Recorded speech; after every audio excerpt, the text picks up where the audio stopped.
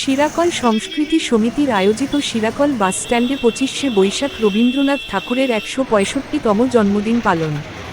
এখানে উপস্থিত ছিলেন শিরাকল সংস্কৃতি সমিতির প্রতিষ্ঠার সদস্য ও সম্পাদক রামপ্রসাদ হালদার। এছাড়াও উপস্থিত ছিলেন শ্যামাপ্রসাদ হালদার শিক্ষক ও সংস্কৃতি সমিতির যুগ্ম সম্পাদক, দীপঙ্কর সেন সংস্কৃতি সমিতির সভাপতি ও বাচিক শিল্পী, প্রীতম ভৌমিক সংস্কৃতি সমিতির কোষাধ্যক্ষ সহ আরও অনেকে। সবাই একটুখানির জন্য হলেও রবীন্দ্রনাথের কিছু কথা শুনছেন, কিছু গান শুনছেন, তার সৃষ্টি, এই ছবিটা দেখছেন। এটাই তো আমাদের মনে একটা পরিবর্তন আনবে। কে বলতে পারে তাদের এলাকায় তাদের ইচ্ছা হবে যে এরকম একটা অনুষ্ঠান করি, সেটাই তো আমাদের কাছে বড় প্রাপ্তি হবে। আমরা শিরাকল সংস্কৃতি সমিতি একটি সাংস্কৃতিক সংগঠন, 1991 সাল থেকে আমরা কাজ করছি। আজকে রবীন্দ্রনাথের জন্মদিনে আমরা ঘরের মধ্যে অনুষ্ঠান করতে পারতাম, কিন্তু ঘরের মধ্যে নয়, আমরা মনে করেছি রবি ঠাকুরকে তার সৃষ্টিকে এই জনতার মাঝে নিয়ে আসা প্রয়োজন, কারণ জনগণের কাছে এখনো ঠিক মতো রবীন্দ্র চর্চাকে পৌঁছে দেওয়া যায়নি।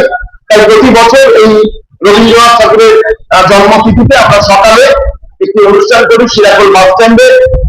বহু শিল্পী, যিনি সভাপতি ছিলেন, প্রাক্তন সভাপতি মণ্ডলীর মধ্যে অন্যতম ছিলেন কংসারী হালদার। তিনি প্রাক্তন সাংসদ, প্রাক্তন এমএলএ, স্বাধীনতা সংগ্রামী এবং তেভাগা আন্দোলনের প্রবাদ প্রতিম পুরুষ। মহাশালা নেমে ছুটে এসেছেন তার বাড়িতে। তিনি এসেছেন আমাদের অনুষ্ঠানে।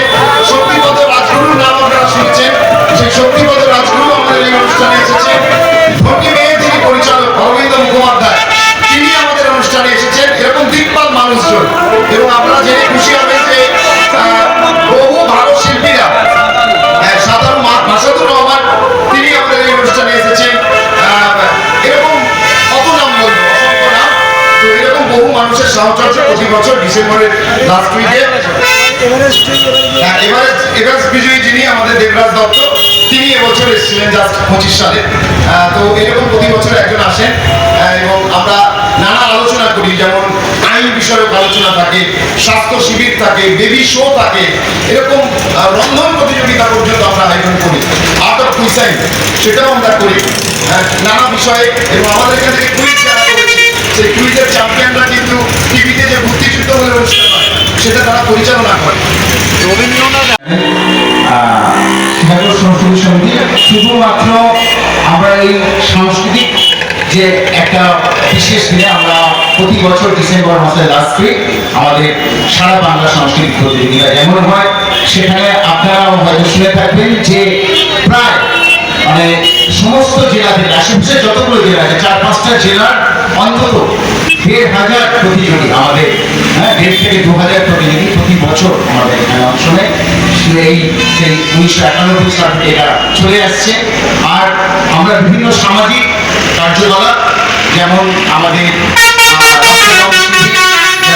স্বাস্থ্য শিবির, এই ধরনের বা এই মনীষীদের যে তাদের জন্মদিন থেকে শুরু করে তাদের বিভিন্ন কার্যকলাপকে তুলে ধরার জন্য যে সমস্ত কর্মসূচি, সেগুলো আমরা করে থাকি।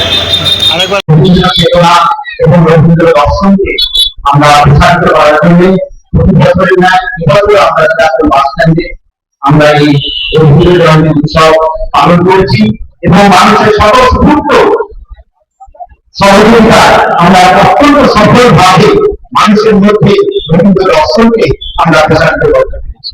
আজকের এই অস্থির সমাজে চারিদিকে যখন অসহিষ্ণুতা এবং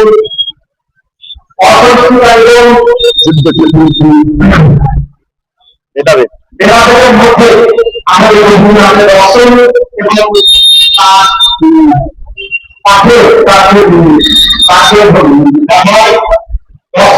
আমাদেরকে বিশেষভাবে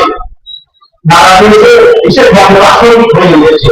এই কথা বলে শিরাকল সংস্কৃতি সমিতির সদস্যদের তরফ থেকে সকলকে এই রবীন্দ্রনাথ উপলক্ষে আমি সকলকে আমাদের আন্তরিক